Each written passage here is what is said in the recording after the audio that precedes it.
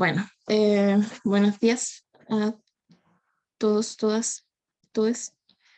Al auxiliar 3, no 2. Hoy día vamos a ver cositas de grupos normales, teorema de Lagrange y algunas cosas de homomorfismo, ¿ya? Así que voy a partir.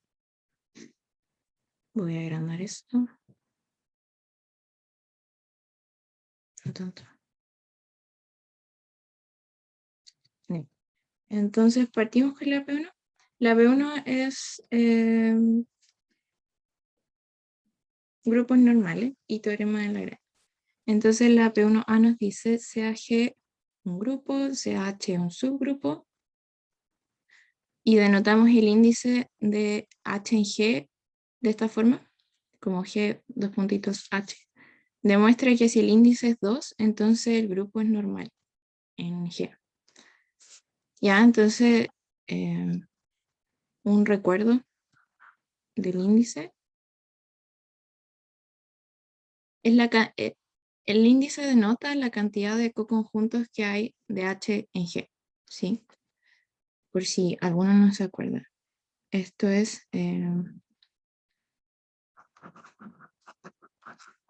cantidad de conjuntos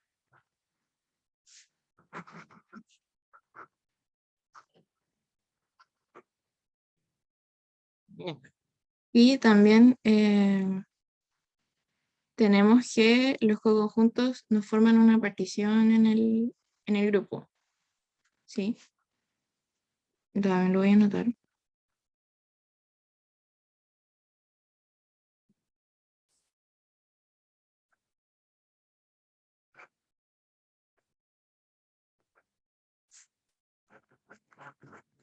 Entonces, ¿qué significa que tengamos índice 2?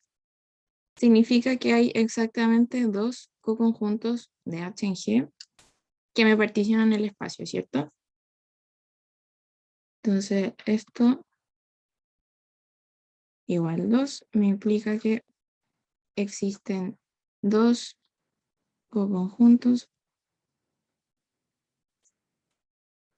de H en G. Entonces, para, para probar que el subgrupo H es normal en G, lo que tenemos que hacer es usar una caracterización que dice que si, como por demostrar que si H es normal, como que entonces lo que pasa es que sus coconjuntos por la izquierda y por la derecha son iguales. Entonces lo que nos gustaría ver es que pasa esto para todo A en G. ¿Sí? Y como sabemos que hay dos coconjuntos, como que para cualquiera que yo tome me va a reducir a esos dos casos. Ya. Me gustaría ver si alguien sabe o se le ocurre cuáles podrían ser los coconjuntos, los dos que existen. Al menos como el H en sí, como con el A usando el neutro. Ah, y el otro tendría que ser el Claro, complemento. claro, exactamente.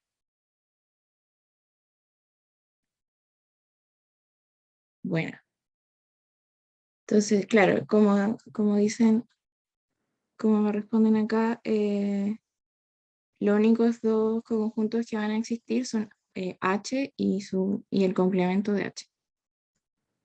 Ya. Bueno, si no se entiende, lo vamos a ver con más detalle justo ahora. Entonces, eh, para cualquiera que yo tome, me va a reducir a esos dos casos que mencionamos. Entonces, tenemos dos casos posibles. Primero, que el A que tomamos está en H. Entonces, si A está en H, ¿qué es lo que pasa? Como H es subgrupo, es cerrado por la operación, ¿cierto? Entonces, tenemos que A por H pertenece a H para todo elemento del grupo, ¿cierto? Y por lo tanto, el coconjunto por la izquierda, que tiene justamente esta forma, es igual a H, ¿sí? Porque estos son, como que estos son puros elementos de H.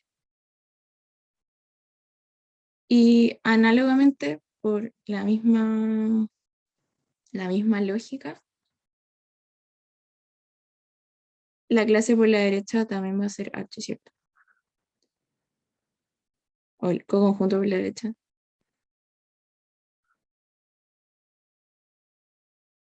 H, A. Va a ser H, ¿por qué? Porque este producto está en H, pues ambos elementos están en H y es un subgrupo, por lo tanto es un grupo en sí y es cerrado para la operación. Ya, entonces ahí tendríamos que se cumple que las clases, o sea, que los coconjuntos son iguales. Eh, a veces le digo como clases laterales porque como que así lo aprendí yo, pero es lo mismo, ¿sí? Clases laterales o coconjunto, en inglés se dice cosets, así que ahí siempre me voy a referir a los coconjuntos.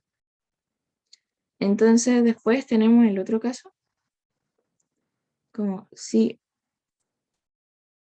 A no está en H, eh, aquí vamos a tener que, ya, ustedes vieron en clases una propiedad que es como que el conjunto A por H es igual a H, como si solo si A está en H, ¿cierto? Por el tema de que forma una partición. Entonces lo que acá tenemos es que A no pertenece a H, y por lo tanto estos coconjuntos no son iguales, pero como teníamos solo dos posibles y ya vimos que en el otro caso el coconjunto es H, la otra opción que tenemos es que esté en el complemento de H, ¿sí? Que era lo que ustedes me habían respondido antes. Entonces, y como el índice es solo 2 y ya tenemos que una de las clases es H, lo único que opción posible es que esta clase sea H complemento, ¿ya? Entonces, em,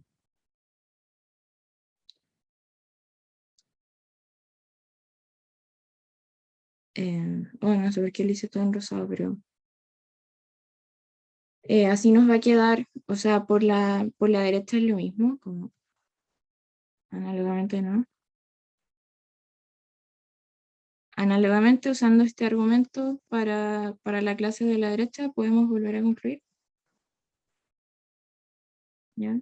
Entonces, en ambos casos,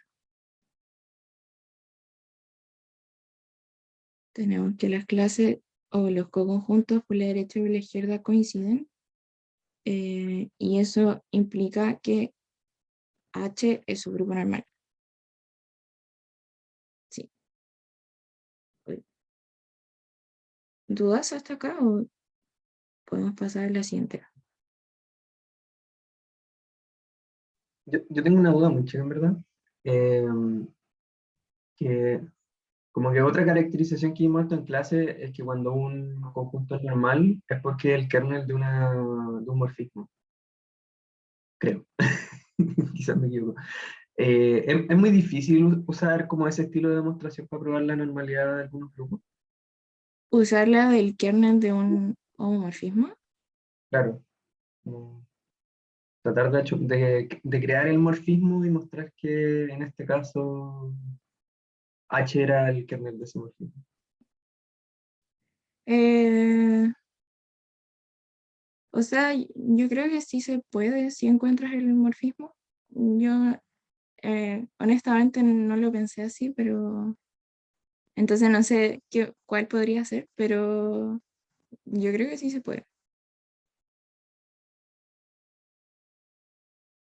Preguntaron, Manu, que hay una caracterización de grupos normales que te dice que H es normal si es el kernel de algún morfismo.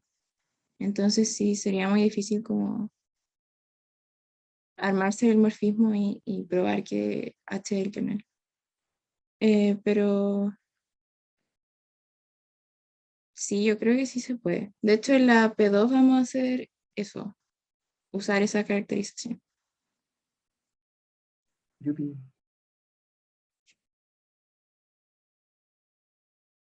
Muchas Pero en gracias. este caso, como eran solo dos conjuntos, en verdad te convenía como entender que eran H y su complemento y ponerte en los casos.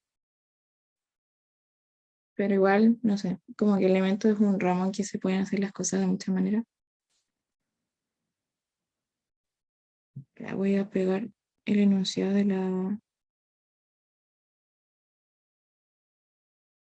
la parte B.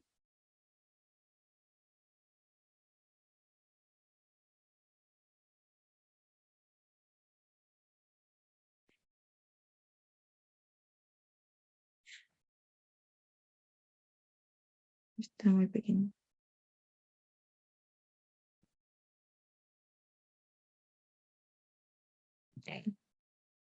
Ya, entonces ahora lo que tenemos son dos subgrupos H y N y sabemos que el índice de N es 2 y lo que queremos demostrar es que H inter N es un subgrupo normal de H. Ya, entonces lo primero que notamos es que tenemos que H es subgrupo de G y tiene índice 2, que son exactamente la hipótesis de la parte anterior. Entonces, por parte A, tenemos que N es un subgrupo normal de G. ¿Sí? Y entonces ahora vamos a usar como la definición de ese grupo normal para poder demostrar esto. Entonces, por demostrar que H inter N es normal a H, que es lo mismo que mostrar que H, como que la conjugada del grupo está contenida, perdón, está contenida en el grupo para todo elemento del subgrupo. O sea, para todo elemento del grupo que yo estoy mostrando que mi subgrupo es normal. ¿Sí? Espero que conozcan esta, es como la definición de ser normal. Y los elementos de esta forma, como H-1 con H en el subgrupo y X en en el grupo grande, se llama como conjugado. No sé si conocían ese término. Ya, pero bueno, eso no importa. Entonces ahora, por un lado, tenemos que H inter N es subconjunto de H, ¿cierto? Voy a usar morado. Entonces, podemos como, no sé, fue el morado. Podemos como multiplicar por la izquierda para formarnos esto. Quiero formarme esto, ¿sí? Y me va a quedar H, producto de H inter N, y aquí se va a mantener. Y después puedo hacer lo mismo con el inverso. Bueno, este es un cualquiera, ¿cierto? Entonces ahora tomo su inverso, lo multiplico por la derecha y me formo la conjugada, que era este término que yo quiero mostrar que está incluido. Y me va a quedar H a la menos 1. Ya. ¿Y qué sabemos de esto con respecto a H? Es que está contenido, ¿cierto? Espero que se vea porque es como que yo tomo H, o sea, a ver, yo tomo cualquier elemento de H y como que lo pondero así. Entonces me va a dar otro elemento de acá, pero no puedo asegurar que sean todos los elementos de acá, entonces por eso está incluido y no es la igualdad. Eh, si H fuera su grupo normal de G, tendríamos la igualdad, pero como no sabemos eso, tenemos simplemente la inclusión. Espero que esa parte se vea porque es la inclusión. Entonces esta va a ser nuestra primera ecuación o inclusión relevante para poder formarnos lo que queremos acá arriba. Entonces, por otra parte, usamos que H inter n está incluido en H, ahora tenemos que usar que está incluido en N también, ¿cierto? Entonces, además tenemos que N es su grupo normal de H, por lo que dijimos antes que cumple la hipótesis de la parte anterior. Entonces, lo que tenemos por definición es que la conjugada de N está incluida en N para todo G en G. ¿Ya? En particular, se va a cumplir para todo elemento de H, que es su grupo de G, ¿cierto? En particular, tenemos esto para todo H en H, ¿sí? Como pues H es su grupo de G. Bien. Entonces ahora eh, tenemos que H inter N es su conjunto de H. Y haciendo los mismos pasos anteriores me vuelvo a formar este elemento conjugado, que sería como H inter N, H a la menos 1, que va a estar contenido. Aquí me equivoqué. Era N porque ya usamos el H. Perdón. Esto va a estar contenido en H, N, H a la menos 1, que está contenido en N. Por esto, ¿cierto? Porque esto es porque N es su conjunto normal. O sea, su grupo normal, perdón. ¿Sí? Entonces tenemos acá 2.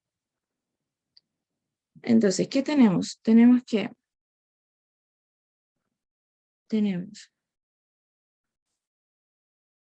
H, o la conjugada de H inter N, está contenida en H, y que también está contenida en N. ¿Sí? Por 1 y 2. Por lo tanto, está contenida en la intersección.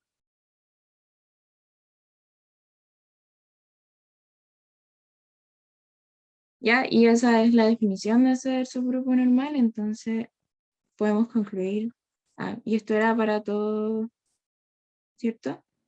Podemos concluir que esto es normal en H. ¿Ya? ¿Dudas?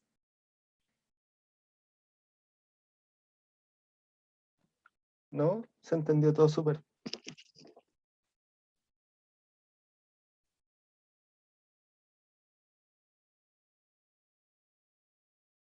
Ya. Si no hay dudas, podemos seguir. ¿O alguien necesita copiar o algo así? No. Igual les tengo pauta, así que la voy a subir cuando termine el auxiliar. Voy a copiar el enunciado de la P2.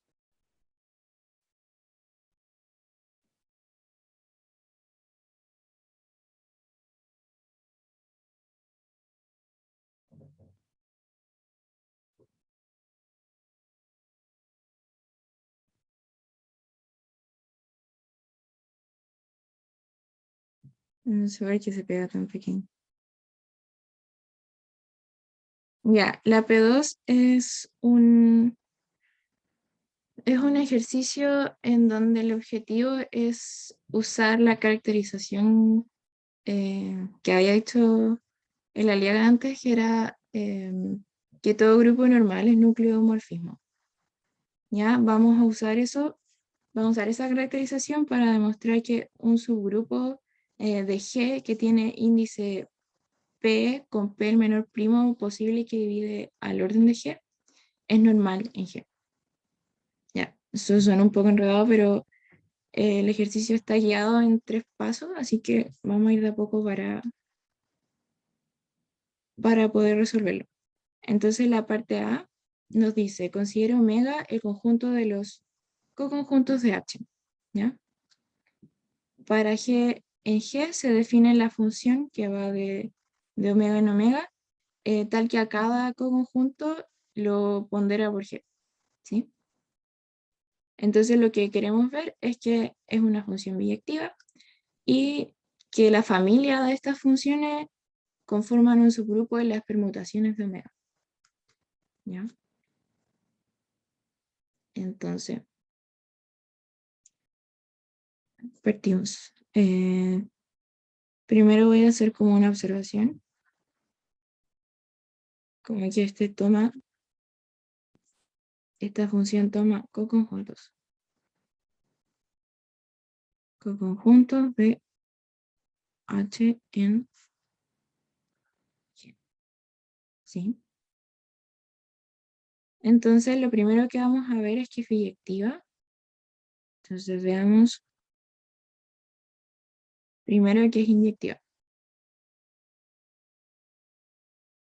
Que es bastante simple. Entonces, nos tomamos dos elementos de omega, sean XH y H en omega. Entonces, si las imágenes son iguales,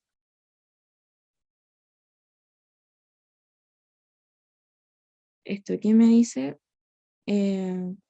Esto se ve de la forma G por XH y esto se ve de la forma G por IH.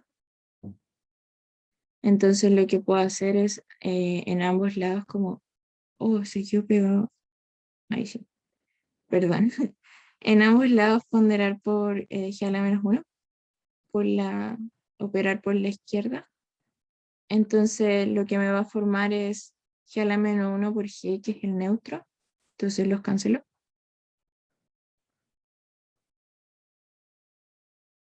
Igual no sé si estoy siendo muy formal con esto, creo que uno puede decir como por ley de cancelación se me van esto y listo. Pero aquí llegamos a que si las imágenes son iguales, entonces los elementos también eran iguales antes y por lo tanto FG es inyectiva.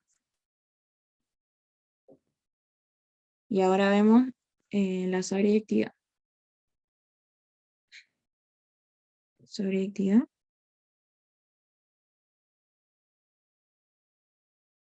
Entonces lo que queremos acá es por demostrar que para todo elemento de omega, como IH en omega, va a existir otro, hasta que su imagen por G es IH. ¿Cierto? En particular, lo que necesito es encontrar un buen X que me haga esto, ¿cierto? Entonces, notando que la imagen es de esta forma,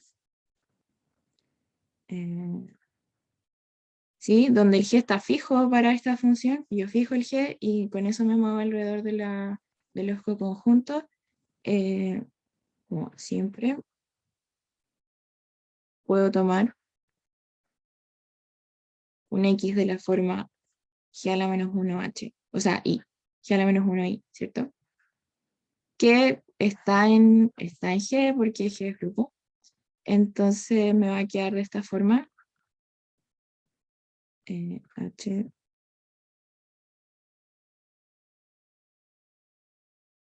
G a la menos 1 H. Y eso es igual a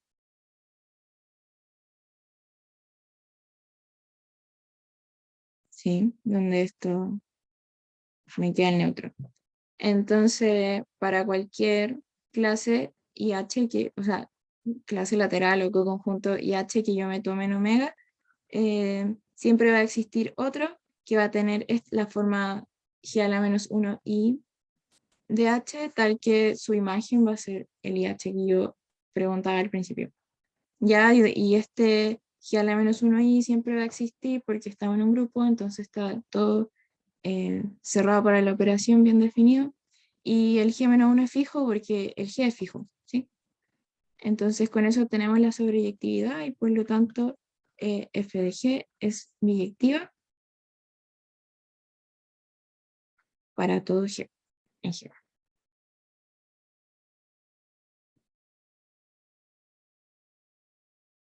Ahora, lo otro que nos queda probar es, voy a subir al enunciado, es las funciones de este tipo conforman un subgrupo en las permutaciones. ¿Sí? Ya, yo lo voy a hacer como de la forma, usando la definición de subgrupo. Así que lo primero, estoy buscando mi notación para que me quede igual después. Ya, lo que yo hice fue denotar, denotemos, f, que va a ser el conjunto de todas estas funciones, ¿cierto? F sub g con g en g. ¿Sí? Va a ser la familia de funciones que me toman un coconjunto y lo ponderan por g, para un g fijo. ¿Ya? Entonces, espero que sea claro que esto es un subconjunto de las permutaciones, porque lo que hace es, me toma un elemento de omega y me lo lleva hacia otro. ¿Sí? Entonces, estos son en efecto permutaciones. Entonces, para ver qué subgrupo, tenemos que, ya, como f subgrupo de las permutaciones, tenemos que probar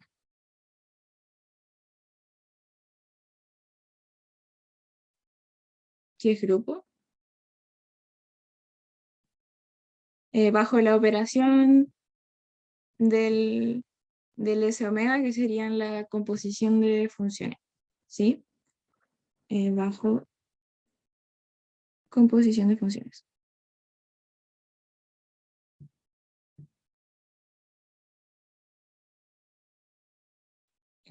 Lo vamos a hacer, pero hay hartas cosas que se heredan o sea, o que siempre se tienen para la composición de funciones, sobre todo porque estas son biyectivas, entonces se portan bien, pero nos sirve para repasar conceptos anteriores. Entonces, veamos qué es grupo. Primero tenemos que ver qué es cerrado para la operación. Voy a denotar así la composición de funciones. Entonces, si tenemos dos funciones operándose entre sí, a ver, estas están en F, ¿cierto?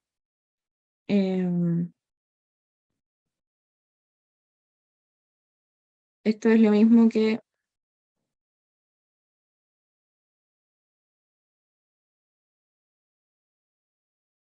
¿cierto?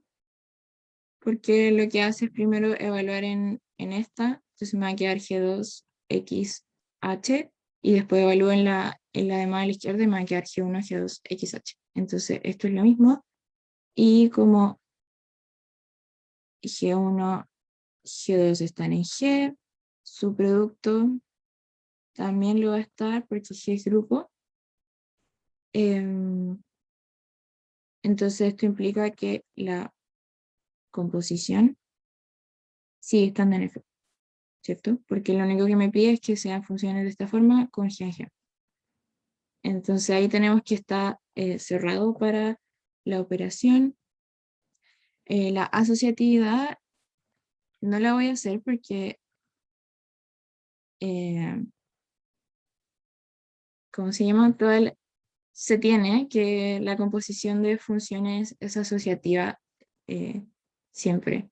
Entonces, me la voy a saltar ahora. En la pauta yo igual la escribí con harto detalle. Entonces, si alguien no la ve, no lo ve bien, que es asociativa, lo puede revisar ahí, ¿ya? En verdad, o lo puede intentar hacer, porque en verdad no es tan difícil como tomarse 3 funciones y ver que se cumple la asociatividad. Ya, espero que eso esté bien. Entonces ahora existencia en neutro.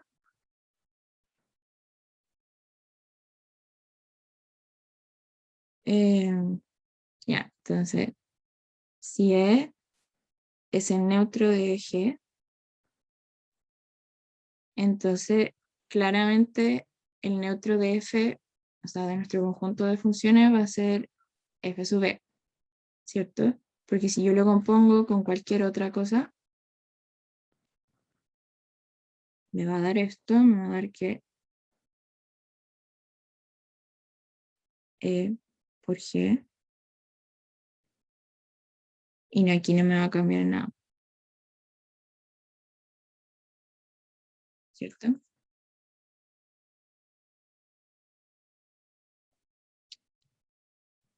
Ya, entonces por lo tanto F sub E es el neutro.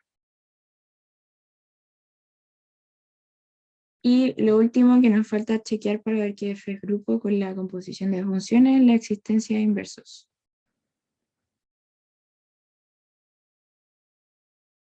Y acá nuevamente, entonces para G en G tenemos que existe G a la menos 1, su inverso, que son tal que G por G a la menos 1 es igual al neutro. Entonces lo mismo va a pasar acá con como los subíndices de las funciones. Si yo compongo F sub G con F sub G a la menos 1, lo que me va a dar es esto de acá, por lo que explicamos más arriba, y esto es F sub E, que ya vimos que era el neutro en el paso anterior. Ya, entonces con estas 4 cosas podemos concluir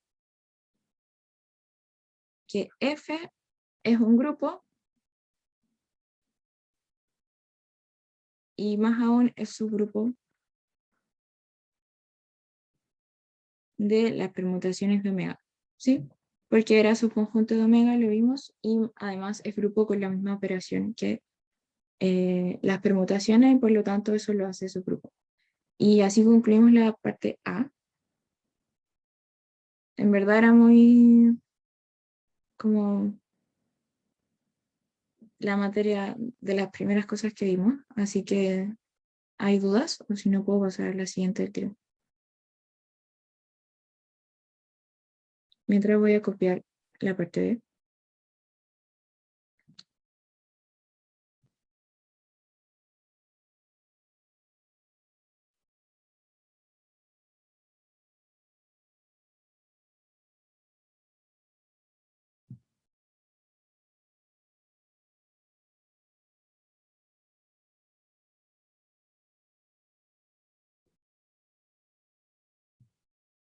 Ya. Ahora nos damos la función phi, que se define así. Como que es como como una función evaluadora.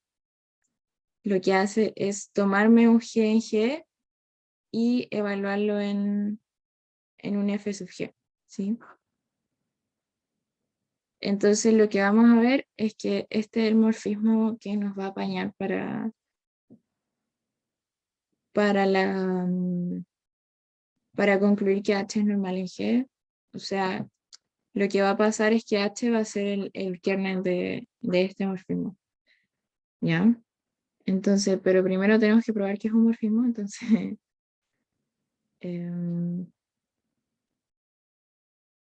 vamos a hacer eso. Entonces, por demostrar que phi es morfismo, se me perdió el chat, no sé si no han hablado por el chat. A ver, un segundo.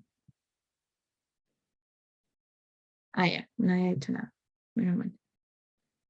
Ya, entonces, por definición, los morfismos lo que cumplen es esto de acá. Si yo tengo el producto, evalúo en el producto de dos elementos de G, va a ser lo mismo que evaluar cada elemento por separado. ¿Sí? Ya. Entonces, eso es lo que vamos a probar. Nos tomamos dos elementos, si G1, G2 están en G. Entonces, para todo X en G, tenemos lo siguiente.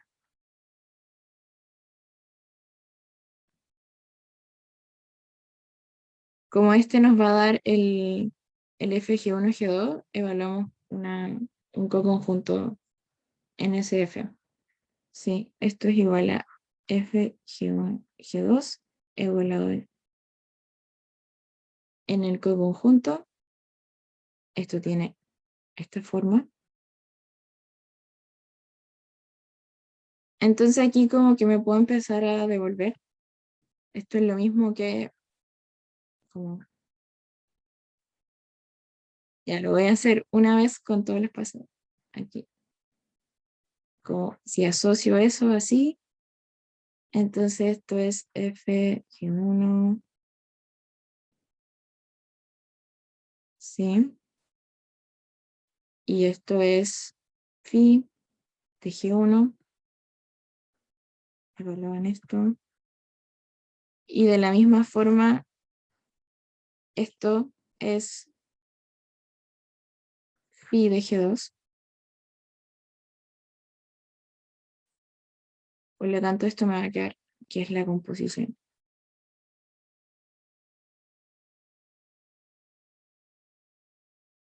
¿Ya? Y eso es justo lo que queríamos, ¿cierto?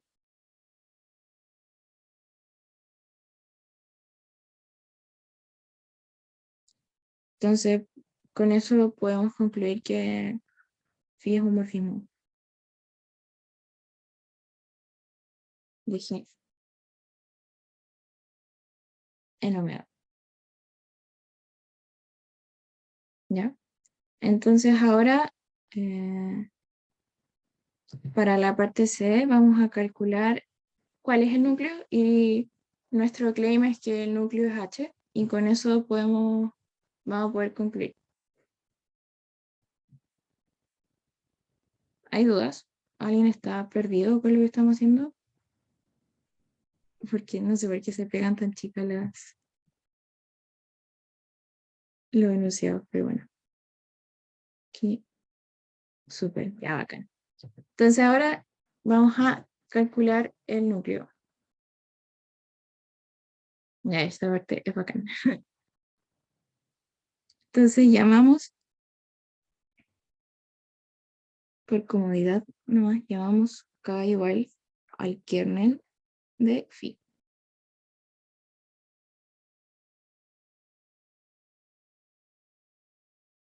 Puede ser porque elegí mucho la pizarra así. Pero no sé, porque la vez anterior como que le había hecho mucho zoom en la pizarra. Bueno, entonces nos gustaría mostrar esto, o sea, lo vamos a poner como claim mejor. O es como que OneNote se vuelve loco. Claim. El kernel va a ser igual a H, ¿sí? Ya. Entonces, para demostrar esto lo vamos a hacer por doble inclusión. Primero vamos a hacer de izquierda a derecha, y es la más fácil. Entonces, sea un elemento del kernel. Eso implica que cuando yo lo opere, me va a dar en neutro, ¿cierto?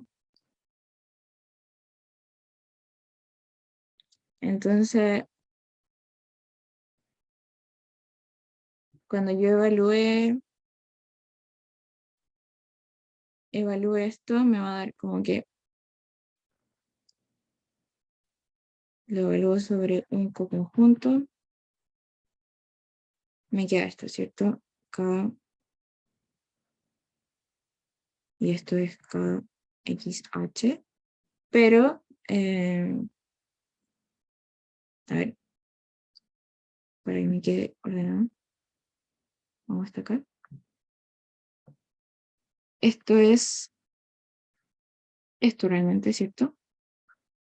Es f del neutro porque K está en el kernel, entonces al final esto me va a quedar igual a simplemente XH, ¿sí?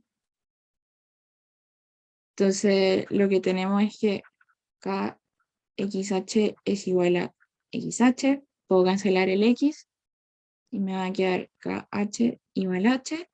Y esto, como les había dicho antes, que es una propiedad que vimos en clase, esto va a implicar que K está en H, ¿sí?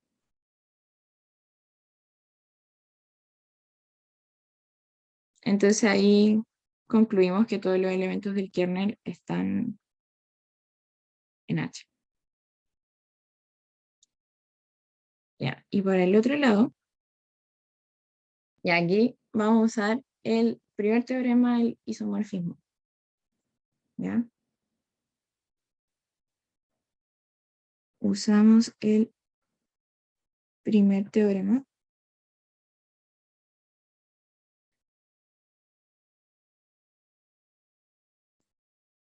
En general yo siento que el primero y el tercero son los que más se ocupan, más que el segundo, que se ocupa mucho menos.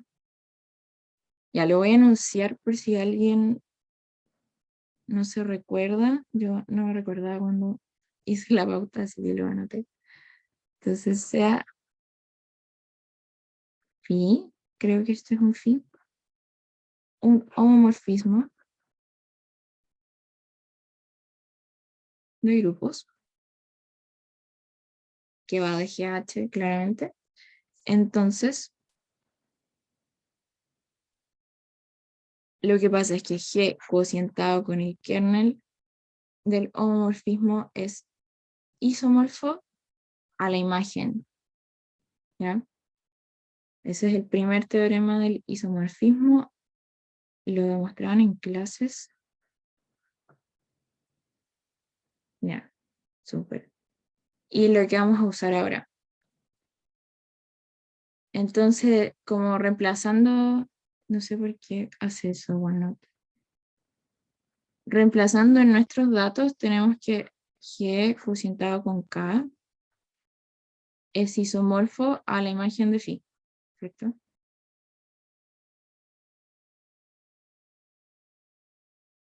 Y notemos que la imagen de phi van a ser todas las funciones evaluadas en cada G, en G, ¿cierto? Porque eso es lo que hace esta función. Y esto es justamente f, que en la parte A habíamos probado que era subgrupo de las permutaciones, ¿sí? Parte A. Entonces lo que tenemos que el G cociente con el kernel es isomorfo a la imagen del homomorfismo, que además es subgrupo de las permutaciones. ¿Ya? Ya, entonces ahora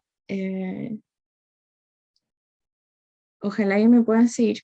Cualquier cosa me interrumpen porque esta parte, al menos a mí me enredó mucho ayer cuando le estaba haciendo, pero voy a tratar de ser ordenada. Entonces ahora usamos teorema de Lagrange. Ya. ¿Qué nos dice el teorema de Lagrange? Es que los subgrupos, el orden del subgrupo divide al orden del grupo, siempre, para cualquier subgrupo.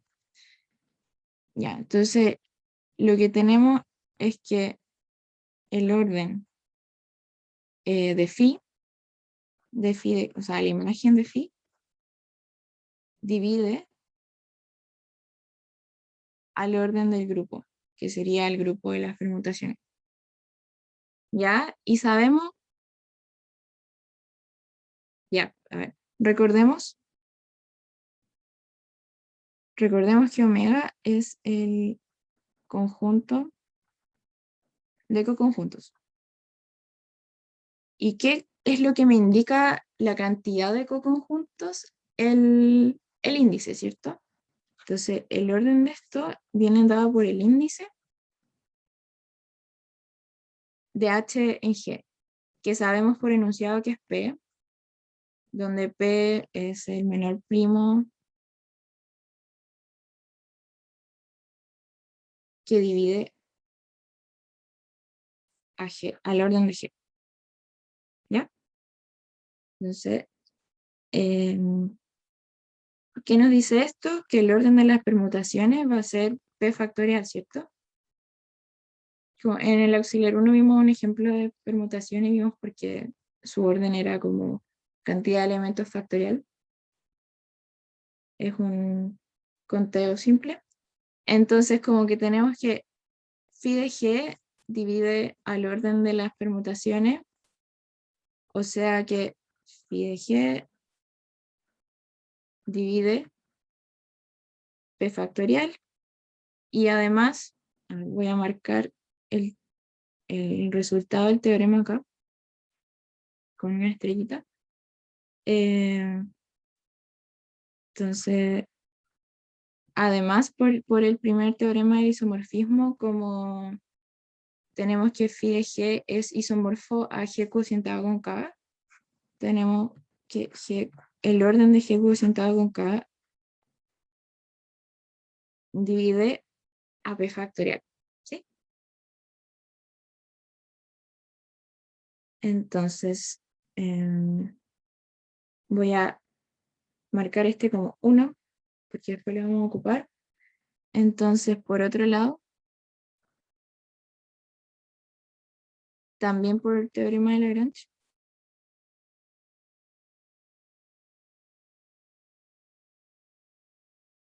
lo que tenemos es que el orden de este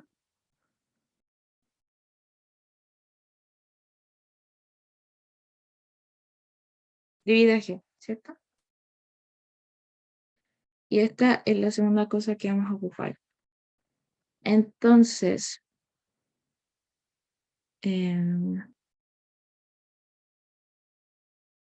como P es el primo más pequeño,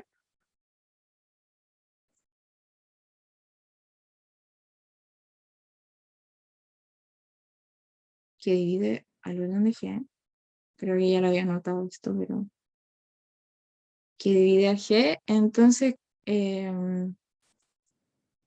con esto,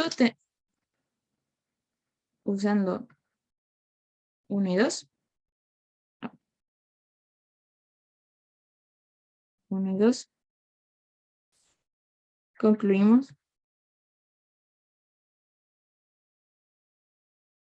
que el orden de esto tiene que ser exactamente P. ¿Por qué? Porque si no lo fuera, y tenemos por uno que el orden de esto divide a P factorial, entonces como que existiría un primo más pequeño que también divide a G, ¿sí? Entonces, lo que tienen que hacer es que P factorial, o sea, lo que tienen que hacer es que el orden de este sea P, así divide a P factorial y sigue siendo el primo más pequeño que divide a G, ¿sí? Entonces,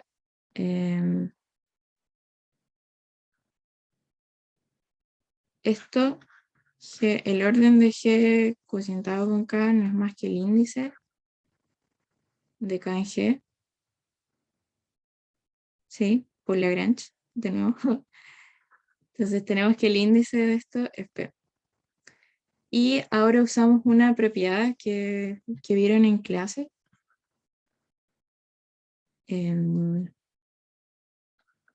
lo voy a anotar a ti. Ya, el índice de esto va a ser igual al índice de G, al índice de H, por el índice de K sobre H, ¿cierto? ¿Vieron esto en cátedra, sí? Entonces, ¿qué tenemos? Que esto es P. Esto es P por enunciado. Esto no sabemos cuánto es. Entonces, lo que tenemos es P igual P. Entonces, tenemos que el índice de K sobre H es 1. ¿Quién nos dice esto? Existe solo un conjunto de K en H. Y como vimos en la P1, el H siempre es conjunto, siempre está, ¿sí? O sea, el K, en este caso el K siempre conjunto, entonces tiene que ser el mismo, ¿sí? Si solo hay uno, tiene que ser el mismo, que sería como el conjunto eh, por el neutro, ¿cierto? Entonces, con eso concluimos la igualdad y por lo tanto H es normal.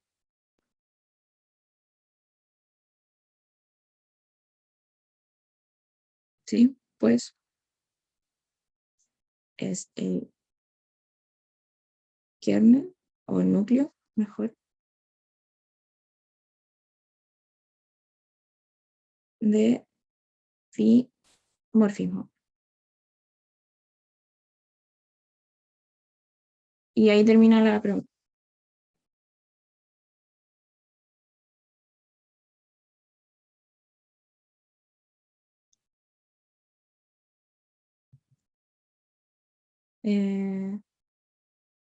Sí, hay una duda en el chat.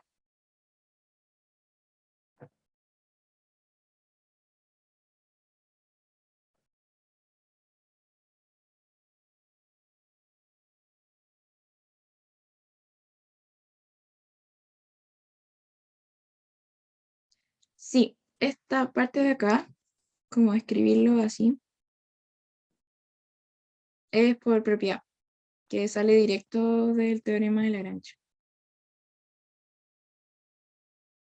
Como lo puedo ver. Propiedad.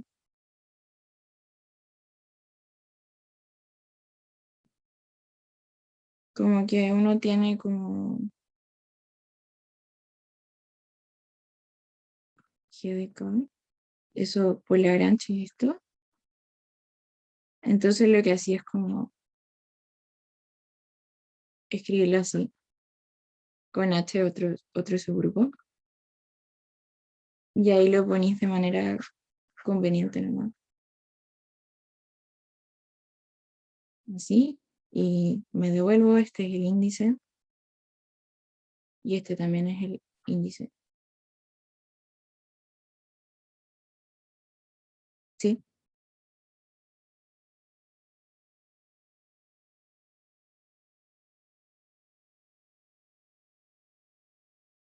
Ya, bacán.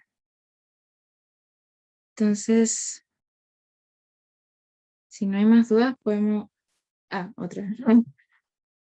Dale nomás.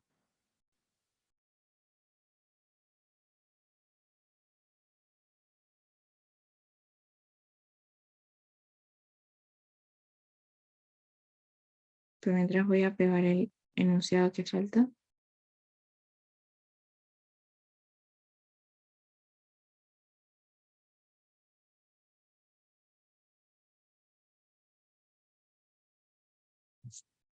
Si la segunda pertenencia...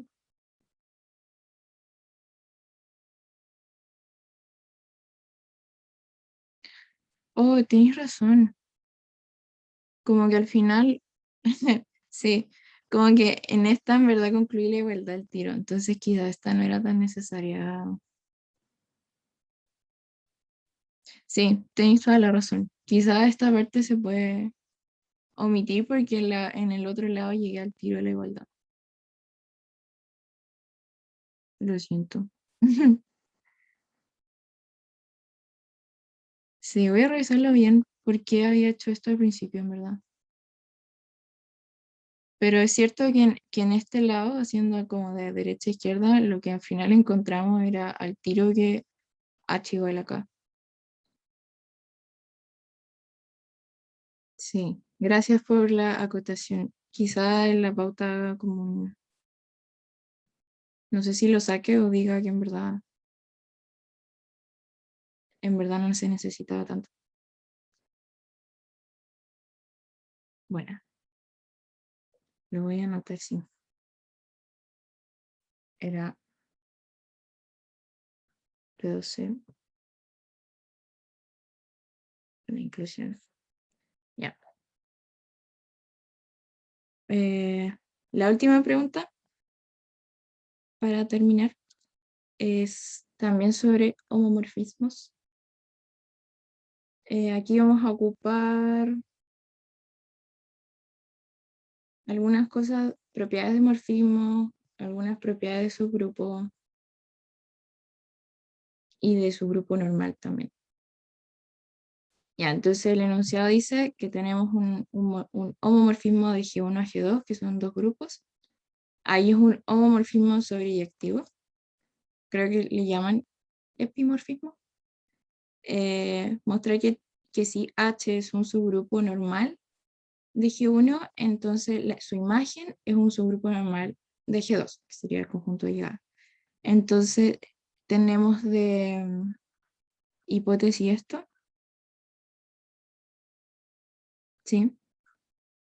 Y ya, y para ver que f de h es un subgrupo normal de G2, primero vamos a ver que es un subgrupo, y después vemos que cumple alguna de las caracterizaciones de ser normal. Entonces, primero veamos, por demostrar que f de h subgrupo de G2. Ya, entonces usamos la caracterización siguiente, que sería sea H un subconjunto de G, entonces H va a ser subgrupo de G si es distinto de vacío y para todo par de elementos en H se tiene que X por I a la menos 1 sigue estando en el conjunto, ¿sí? Ya, esta también la vieron en cátedra, una caracterización de subgrupos como súper útil y la vamos a usar ahora. Entonces nos vamos a dar dos elementos de FH, como F de A, F de B, en la imagen, con A y B en H, ¿cierto? ¿Sí? Entonces veamos que su multiplicación con el inverso de esta sigue estando en la imagen. Ya eso es lo que queremos demostrar usando esto de acá arriba. ¿Ya? Y en efecto, nosotros sabemos como F es un morfismo que se porta bien con las preimágenes, entonces podemos escribirlo de esta forma. Sí, está una propiedad de morfismo. Miren, mi mouse se vuelve como, lo voy a hacer así, propiedad morfismo.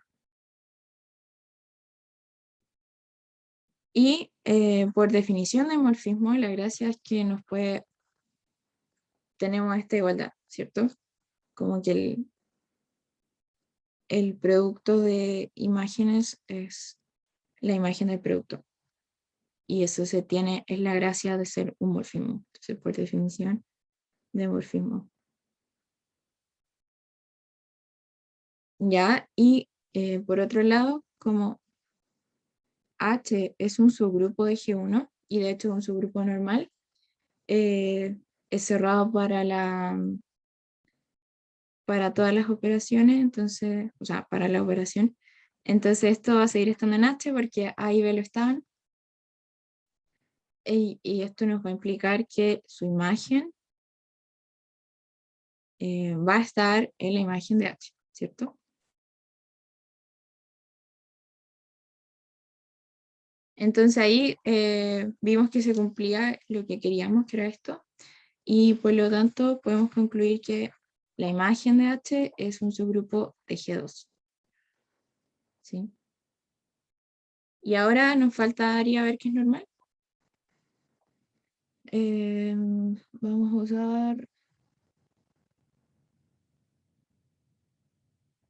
usar la definición de ser normal. Entonces, por demostrar que f de H es un subgrupo normal en G2. Ya.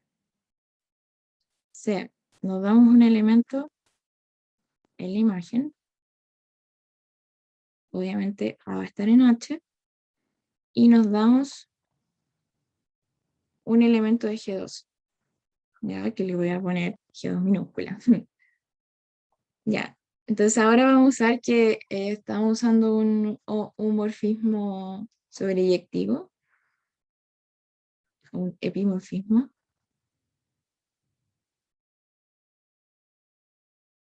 Como es sobreyectivo, tenemos que existe un elemento en el espacio del dominio, tal que su imagen, G1, ay, perdón, este no es G1, es igual a G2, ¿sí? Como definición de ser sobreyectivo. Entonces, escribimos como, conjugamos de esta forma.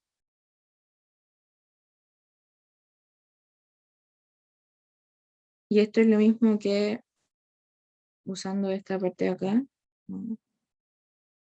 Usando eso.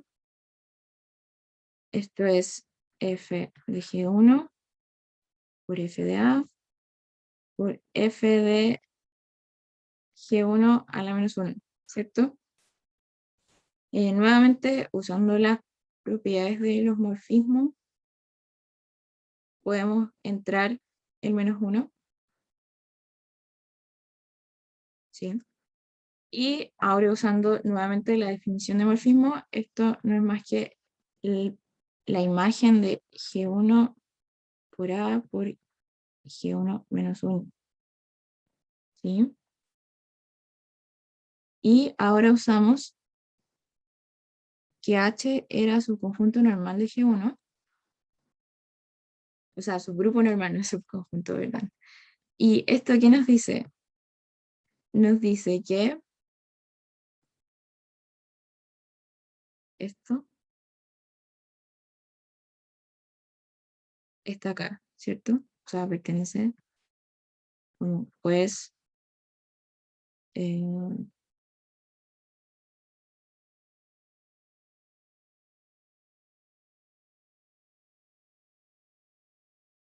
pues como es normal, se cumple esto por definición, ¿sí?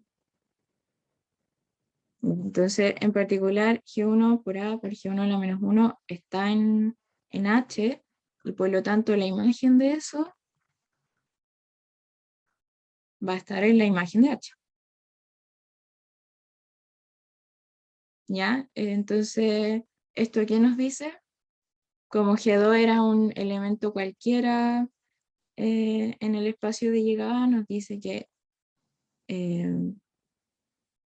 esto va a estar contenido en la imagen, que es justamente la definición de ser subgrupo normal. ¿Ya? Entonces aquí concluimos que La imagen de H es su conjunto normal de G2, que es el espacio de llegada del morfismo. Y eso, ahí terminaría el problema y también todos los problemas del auxiliar. No sé si tienen dudas, consultas, reclamos, sugerencias.